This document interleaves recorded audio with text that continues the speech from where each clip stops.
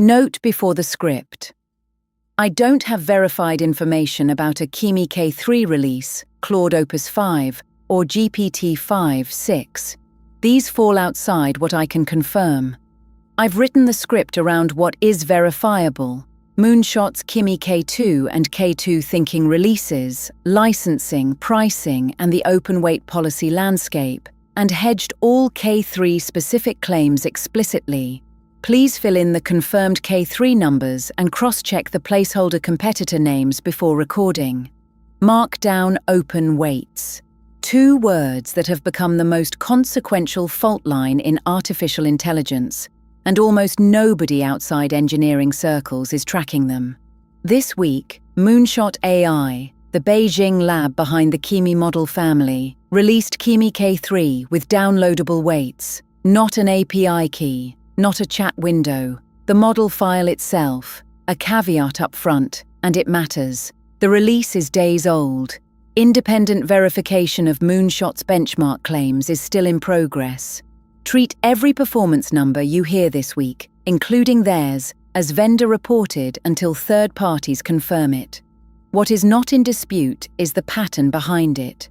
Moonshot AI was founded in 2023 by Yang Zhilin, a Tsinghua and Carnegie Mellon-trained researcher with backing from Alibaba and Tencent.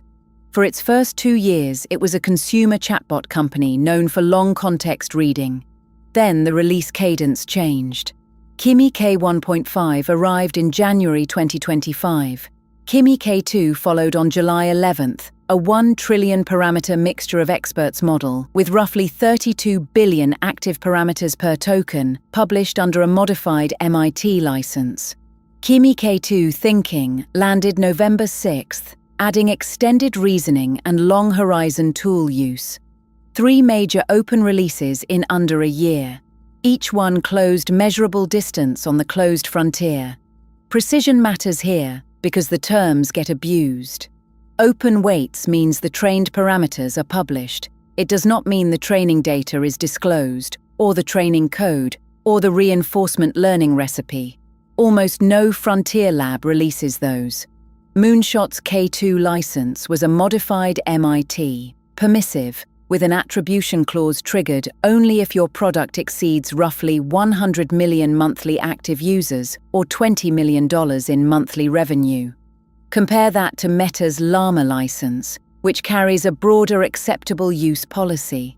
The practical difference for a builder is stark. No rate limits, no per-token invoice.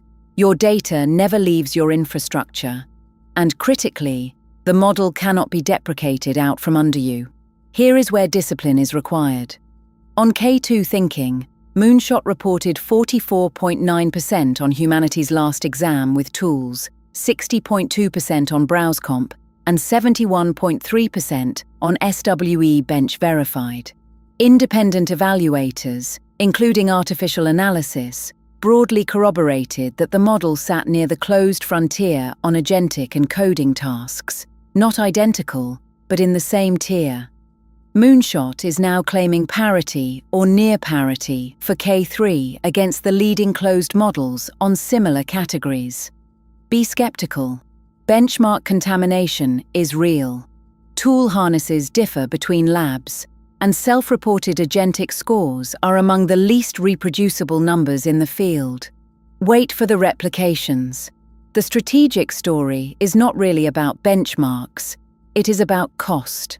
Hosted Kimi K2 inference has been offered in the range of well under $1 per million input tokens. Comparable closed frontier models have listed at $15 per million input and $75 per million output. That is not a discount. That is a different order of magnitude. CNBC reported, citing an unnamed source, that K2's training run cost roughly $4.6 million. Moonshot never confirmed that figure, and it likely excludes research overhead and failed runs. But even if it is off by a factor of 5, the implication holds. The cost floor for frontier-adjacent capability is falling fast. Now, the honest counterweight. A trillion-parameter mixture of experts model is not something you run on a laptop. Even at INT4 quantization, you are looking at roughly 600 gigabytes of memory, a multi-GPU server node, not a workstation. Serving frameworks like vLLM and SGLang have made this tractable, but the hardware bill is real. For most independent builders, the practical path isn't bare metal hosting. It is that open weights create a competitive inference market. Multiple providers serve the same model, prices get pushed down, and you can switch providers in an afternoon because the weights are portable. That portability is the leverage, not the sovereignty. Ask any founder who has shipped on a closed API what keeps them up at night. Models get deprecated on a schedule you do not control. Prices change, weights get silently updated, and prompt chains that worked on Tuesday degrade by Friday, with no rollback available. Terms of service restrict competing use cases. Rate limits throttle you at the exact moment you go viral. Self-hosted weights do not change unless you change them.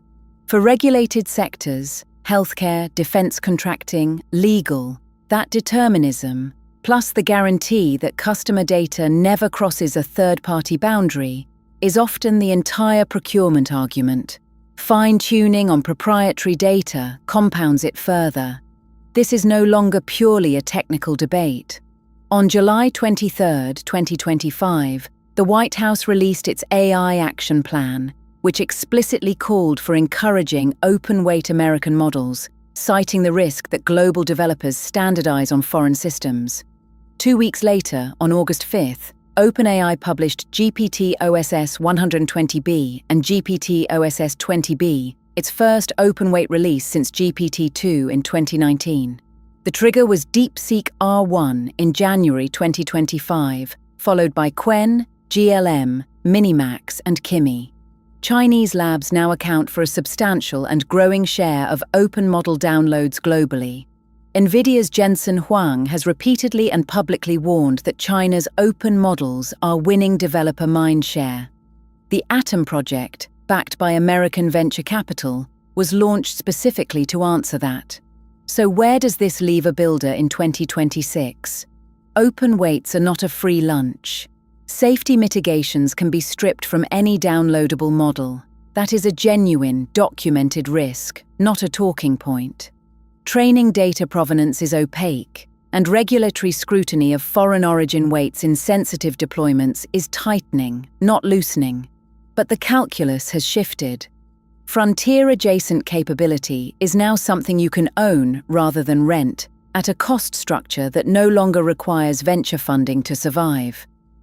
Watch for the independent evaluations over the next 2 weeks.